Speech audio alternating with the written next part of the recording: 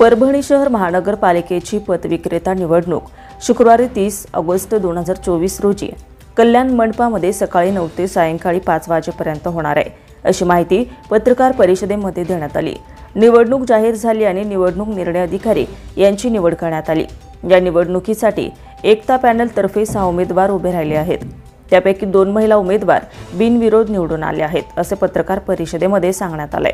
एकता panel प्रमुख श्री अब्दुल्ला राज, तुराब खान, कौसरभाई असलम शेख, जौबाज खान, जावेद खान इत्यादी जोमात प्रचाराला लागलेत।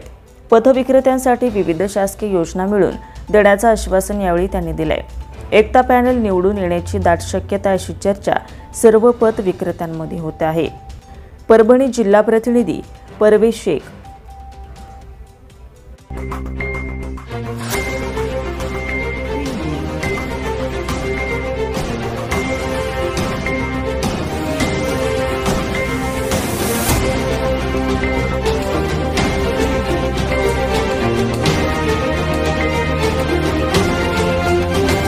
ATV न्यूज, बातमी जनकल्याणाची।